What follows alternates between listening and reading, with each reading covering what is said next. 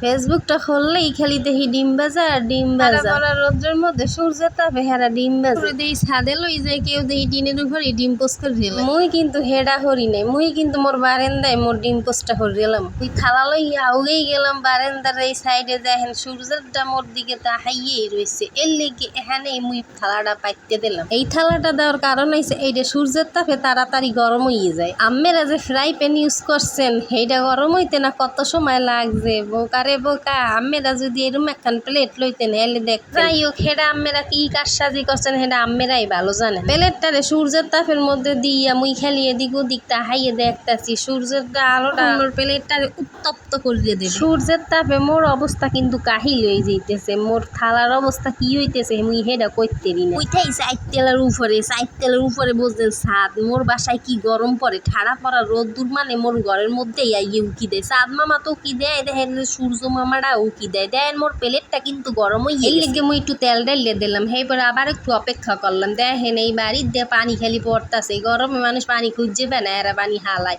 এই প্লেটটারে আর একটু গরম হওয়ার লাগে তাড়াতাড়ি এই দেখেন মুই প্রতিফলন ফালাইলাম। মোর মেকআপ বক্সের এখানে আয়না আছে, এই আয়নাটারে ধরে রইলাম মোর প্লেটের দিক, জানি প্রতিফলিত ওই এই আলোটা এই মধ্যে পড়ে। তাড়াতাড়ি যেন মোর তেলটা গরম হয়ে যায়। এই ডিমটারেও থুয়ে দিলাম রোদ্রের মূল্যে। ডিমটাও তুই কেউ গরম। আধা ঘন্টা দৌড়ে এইটারে দৌড়ে লাগলাম। মোর হাত পা গেছে বেত হইয়ে দাঁড়াই। এবার মুই প্লেটটা দৌড়ে দিলাম। বাহ, ভালোই তো গরম হইছে। এখন মাইয়েটারে কইলাম, মাইয়ে তুই একটু দর, মুই একটু ডিমটা সারিয়ে। মাইয়েরা ক্যামেরাটা যে এমনি পারছে এমনিই ধরছে। যাই ডিমটা তো সারিয়ে দিলাম, কোনো কিছুই তো হইলো না। যাই হোক, কতক্ষণ অপেক্ষা করি, প্রায় আধা ঘন্টা অপেক্ষা করলাম। দেখেন এই বস্তু হইছে, উপরের দিয়ে নিচের দিয়ে একটু সাদা সাদা হয়ে যাইতেছে। আবার ওই আলোটারে প্রতিফলন করতে মুই এইটার অবস্থা এই করছি। আমার মনে হয় এই আলোটা ছাড়া এই ডিমটা ভাজা পসিবলই হইতো না।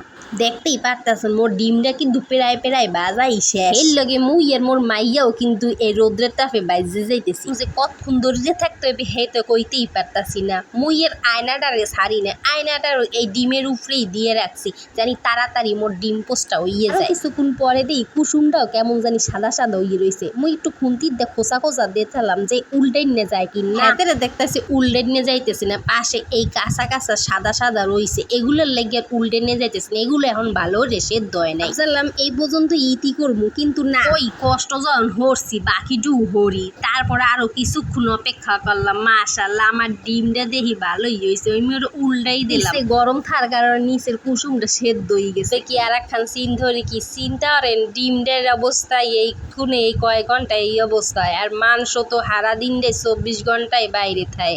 অবস্থাটা না কি হয়। এই ডিমটা পোস্ট করলাম মুই বাইরে লওয়ার লাগবে না। ঠাডা পড়া গরমের মধ্যে মানুষের জীবনযাত্রা যে কত কঠিন হয়ে যাইতেছে বা কঠিন হইতেছে সেইটা বুঝেন নিয়ে লেগে। যারা মন ধান ছাদের নিচেই বাসা হ্যাঁ অবস্থা তো আরো কঠিন। সবাই লেগে দোয়া হরি, আর আম্মেরা মোর লেগে দোয়া হরেন। আল্লাহ হাফেজ।